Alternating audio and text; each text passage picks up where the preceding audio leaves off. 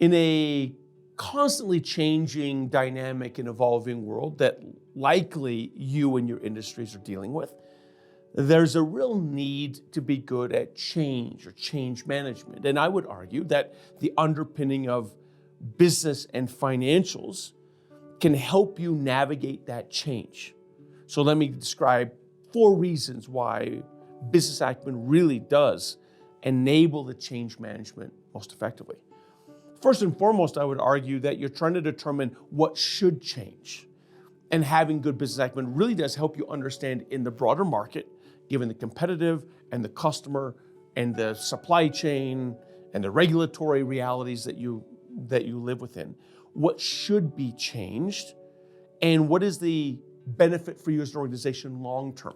So having good business acumen helps you see much broader about what within your organization needs to stay the same and what absolutely makes you less competitively advantaged if you don't change.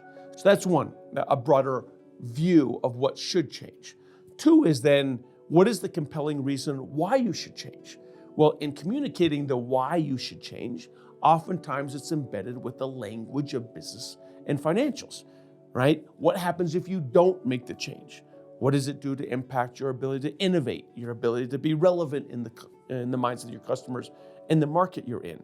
So understanding what happens as an outcome of that change has to underpin on the why, right? So that's the second reason, on to get a sense of the why and the language associated with couching why we should be changing. The third thing I would argue around change management is making sure that everyone is aligning to that change, right? So what does that mean for me if I'm an IT person, or if I'm in operations, or if I'm supply chain, or HR, IT? What does that mean for me, and how do I align to the change that the organization is trying to go with? Having good business acumen allows me to see the context of my sphere of control within the direction that we're actually going as a company. A fundamental reason why business acumen is core to change management is allowing you to kind of inspire and communicate up, down, and across your part to play in the change that the organization is trying to go. As you communicate up, have to have more of a strategic business and financial language. As you communicate down, how do I simplify change for the people that report to me?